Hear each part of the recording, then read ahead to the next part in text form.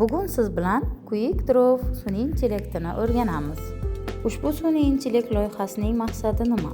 Insonlarga sun'iy intellekt qanday ishlashini tushuntirish, AI ya'ni sun'iy intellekt tizimlarini o'rgatish uchun katta ma'lumot yig'ish, butun dunyo bo'ylab insonlar qanday chizishini o'rganishdan iborat. Qani, ishni boshladik. Google Chrome orqali kirib, Quick Draw deb yozamiz va ro'yxatda quyidagi ekran ochiladi va ekrandan biz havola orqali uni tanlab olamiz.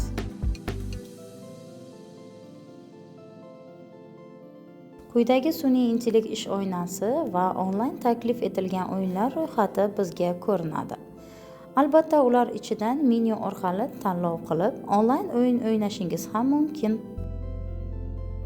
Menyu ro'yxatdan Quick Draw o'yinlar ichidan tanlab olingandan so'ng boshlash tugmasini bosasiz va uni tanlaysiz. Quick Draw sizga Google platformasi tomonidan yaratilgan qiziqarli onlayn o'yin va sun'iy intellekt tajribasi hisoblanadi. OK tugmasini bosganingizdan so'ng sizga u taklif qilingan surat nomini yozadi. Masalan, rus tilida yozilgan воздушный шарик rasmini chizishni so'raydi. Mustaqil chizish uchun oyna ochiladi. Havo parashyutini chizish uchun chizish jarayonida u sizga ovozli xabar bera boshlaydi. Balki bu muzlatilgan mevadir. Surat chizayotgan vaqtingizda ushbu sun'iy intellekt mulohaza yurita boshlaydi va o'z xulosalarini aytadi. Natijada oxirgi ko'rinishni beradi. Quyida ko'rib turganingizdek xona o'simligi suratini chizish ko'rsatilgan.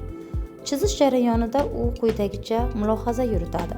Balki bu jamadondir, balki keksdir, balki olma, balki chelakdir deb o'qiy boshlaydi.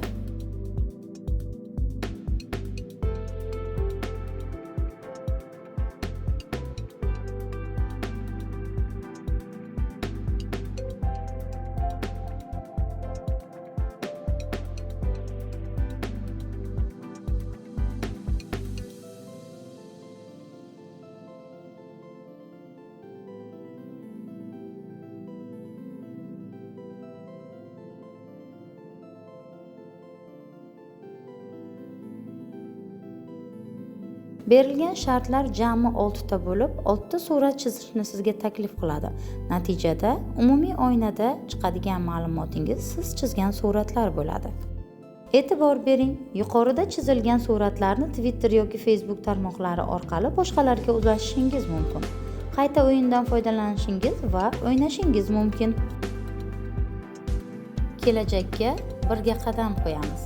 Yangi g'oyalar ustida ishlaymiz. Fan va ta'limdagi yangiliklar bilan o'rtoqlashamiz. Hamkorlikda fanga oid loyihalarni bajaramiz. O'qituvchilar uchun tadqiqotlar o'tkazamiz va tahlil qilamiz.